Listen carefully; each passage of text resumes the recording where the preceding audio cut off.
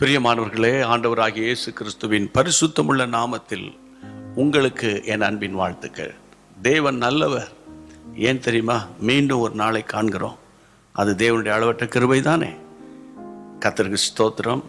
எனக்கு அன்பான YouTube, Facebook இவை அனைத்திலும் இணைந்திருக்கிற இயேசு சந்திக்கிறார் ஊழிய குடும்பங்களாய் உங்களுக்காக ஆண்டவருக்கு நான் மகிமை செலுத்துகிறேன். நீங்கள் ஆசீர்வாதமாக இருப்பீர்கள், கர்த்தருக்குள் கனி கொடுப்பீர்கள், கர்த்தருக்காக வாழ்வீர்கள், எழுப்புதலை பார்ப்பீர்கள் என்பதுதான் என்னுடைய விசுவாசம். ஓகே, ஆண்டவருக்கு மகிமை உண்டாகட்டும்.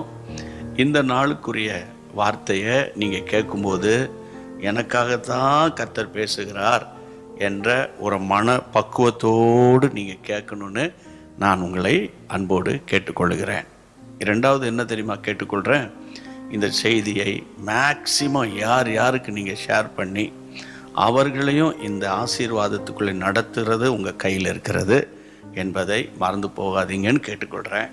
Praise the Lord. சரி, ஆண்டவருடைய வார்த்தைக்கு நாம் போவோம். அப்போஸ்தலனாகிய பவுல் கொரிந்தியருக்கு எழுதின 2ஆம் நிருபம் 2 கொரிந்தியர் 4:8-9. நாங்கள் எப்பக்கத்திலும் நெருக்கப்பட்டும் ஒடுங்கி போகிறதில்லை, கலக்கம் அடைந்தும் மன முறிவு அடைகிறதில்லை, துன்பப்படுத்தப்பட்டும் கைவிடப்படுகிறதில்லை, கீழே தள்ளப்பட்டும் மடிந்து போகிறதில்லை. வார்த்தையை பார்த்தீங்களா? பவுல் சொல்லுகிறார், நெருக்கப்பட்டும் ஒடுங்கி போகிறதில்லை. நாங்கள் நெருக்கம் வருது, அந்த நெருக்கம் எங்களை ஒடுக்க முடியாது. கலக்கம் வருது, ஆனால் மன முறிவு வரல. துன்பப்படுறோம், துன்பத்தின் வழியாக நான் போகிறேன், ஆனால் நான் கைவிடப்படுகிறது இல்லை.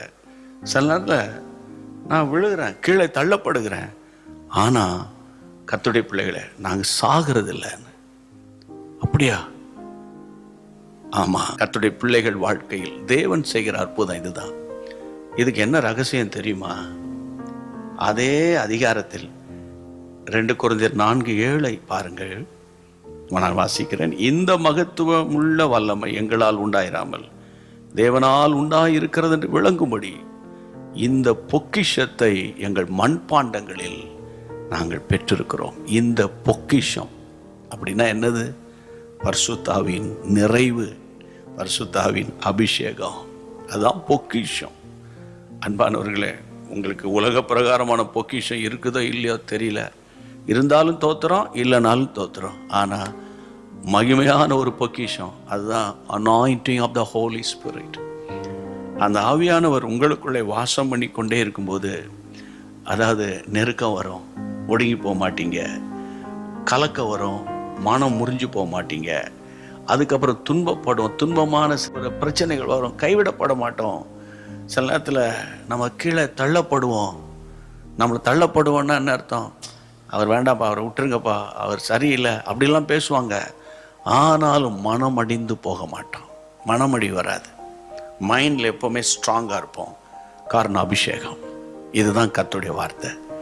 ஏதாகிலும் கடந்த காலத்தை குறித்து சோர்ந்து போய் நீங்கள் ஏதாகிலும் மனம் விட்டுட்டீங்களா?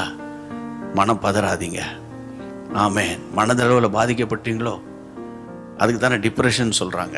தயவு செய்து நீங்கள் மனம் பதறாதீர்கள். நீங்கள் டிப்ரெஷனுக்குள்ளே போகவே இல்லை.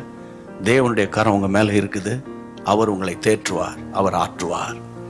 பாடுகளை மேற்கொள்ளுகிற அபிஷேகம் தானே நீங்கள் பெற்றிருக்கிற அபிஷேகம்.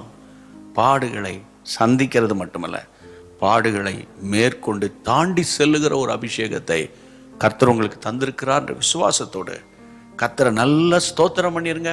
அப்படி ஜெபம் பண்ணிடுவோம். தகப்பனே, உம்முடைய பிள்ளைகளுக்கு நீர் கொடுத்த அருமையான தீர்க்க தரிசன வார்த்தைக்காய் நன்றி.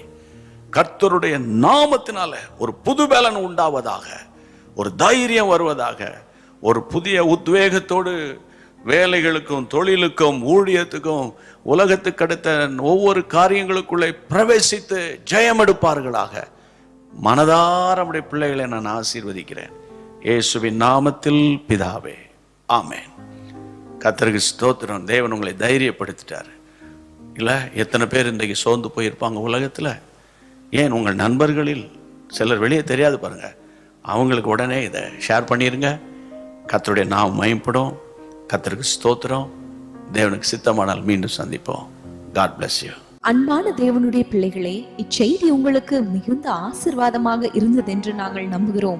தொடர்ந்து எங்கள் செய்திகளை கேட்டு கர்த்தருக்குள் ஆசீர்வதிக்கப்பட ஜீசஸ் மீட்ஸ் மினிஸ்ட்ரீஸ் என்கிற எங்கள் யூடியூப் சேனலை சப்ஸ்கிரைப் செய்யுங்கள்.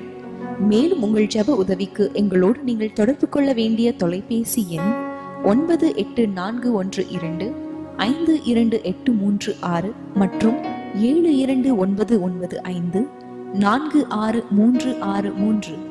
Email gpsrobinson@hotmail.com. கர்த்தர் உங்களை ஆசீர்வதிப்பாராக.